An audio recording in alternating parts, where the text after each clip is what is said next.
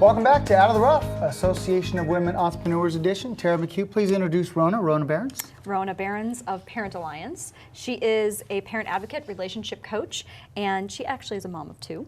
She's very passionate about helping parents stay sane and stay together. And she's also on the advisory board for the Children's Project.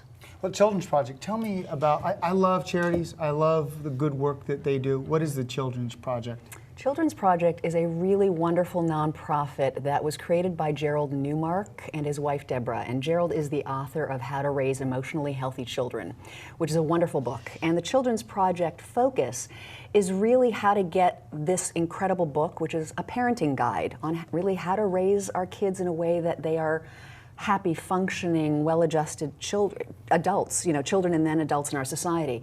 And what they do at the Children's Project is they basically give away the book to as many parents and teachers and community advocates as possible. And then they do training, like I say, we do training, and lectures on how to help parents and teachers really learn the tools and basically what Jerry refers to as the 5 critical needs of children. Tara, we all have children. And I love what you say about raising emotionally healthy children, because sometimes we forget the emotional side, the peer pressures and everything that's involved.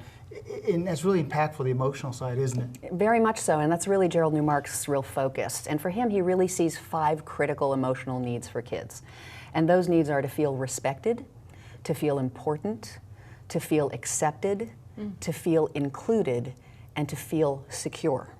Yeah. And he really teaches parents and teachers and anyone who works with kids how to really help cultivate that.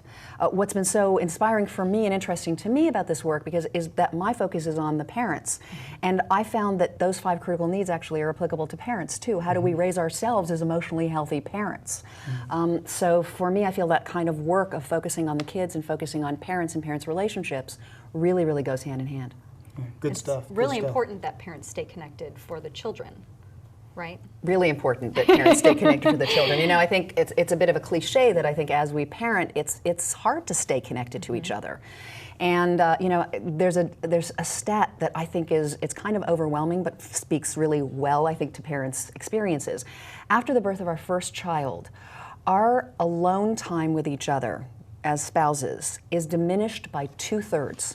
We only have 1/3 of the alone time that we used to have together. And that 1/3 time now, part of it's devoted to talking about the kids.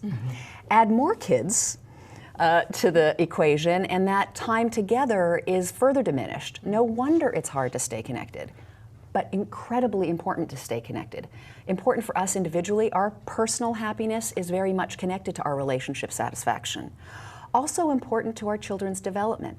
We have a lot of focus in our culture on how to parent really well. What we don't talk about is that actually being really high functioning in our relationship with each other, being in a satisfied relationship with each other, helps us co-parent really well. And that has a really, really positive developmental impact on our kids. Plus, we're the ones modeling relationships for our kids. So if we're not putting the energy and effort into staying connected with each other, our kids aren't learning how to do it. Yeah, you're the example. You're the example. Let's talk about parents staying connected. Yeah. What are some of the tips you can give, just some quick tips that parents can do to stay connected to each other so that the children can see that? Yeah. Well, a couple of quick tips, and then I have a little bit of a longer one, but can be applied to a lot of things. So a couple of quick tips. One is, let's say both parents work outside the home or one parent works outside the home. Whenever that parent or those parents come home, that there be an effort not just to greet the kids, but to actually really just take a moment and to greet each other. To not have that be a kind of, maybe that'll happen, maybe it won't happen. To really make a commitment just to spend a moment looking at each other in the eye and saying hi, kissing each other, whatever works for you as a couple, but to really just pause. We do it really quickly with our kids, right? We say hi to our kids, we connect with our kids, how was your day? We often forget to do it with each other. So that's one quick tip. Another one is what to do at the dinner table. I find that very often parents get separated at the dinner table by our kids. We're at one end of the table, we're at opposite sides of the table. Practice every once in a while actually sitting next to each other and put the kids somewhere else. opposite you or on other sides of the table so that you're near each other. Yeah, that's hard to do with my 8-year-old. She wants to sit between us and sit between both of us. Not just separate us because she loves both of us. Yeah. You know, and so sometimes that can be a challenge. It can be a challenge, and I think one of the most important things we can do as parents is to at once respect our kids' interests and our kids' desires, and also then help them learn how to respect our own. To say that, you know what, tonight, honey, Mommy and Daddy are going to sit next to each other at the table because Mommy and Daddy's relationship together is also really important. And sometimes we miss sitting next to each other, so we would love it. Tonight, we're going to sit next to each other. Every once in a while to do that. Yeah. It's important. Yeah. Wow. And the third tip? So the third one's a bigger one. It's what I call the 10% rule.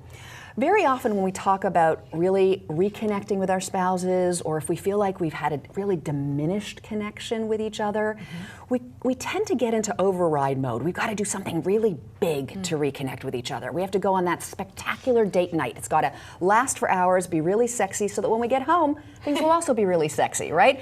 So it's that kind of pressure. That's what I'm talking about.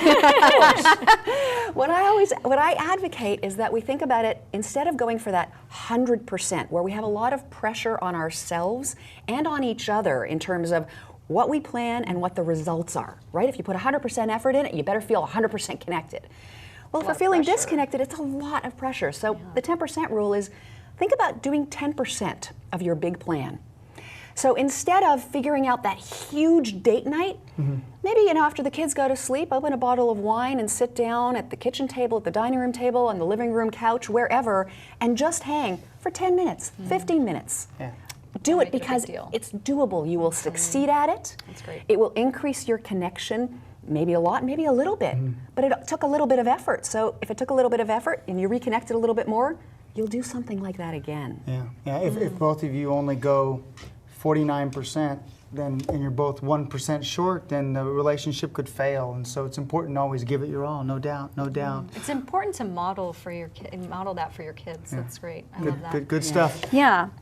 Okay, so do we want to talk a little bit more about the emotionalhealthychildren.org? Sure. The Children's Project. How Children's does somebody Project. find out more about that? Excellent. We got So about 30 seconds to talk about Go that. to emotionallyhealthychildren.org, and if you're interested in learning more about their great resources, you can click on the Children's Project, which is the nonprofit part, and you can find out more about the great work of Gerald Newmark, about having him come to your school, or his advocates like myself coming to your school, working with your community organization, and really getting the books into the hands of parents and teachers and community advocates who work with the kids to really help kids become much more emotionally healthy. Good stuff. Well, thank you for coming in and sharing about the Children's Project and all the great tips you gave.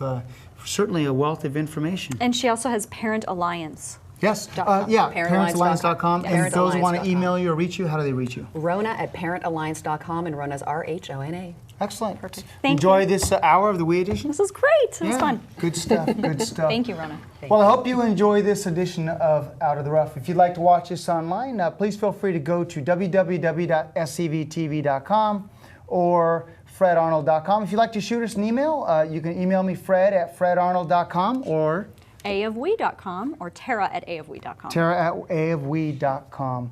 Well, I hope this information helps get you out of the rough and into success, both personally and professionally. Have a great day. Thank you.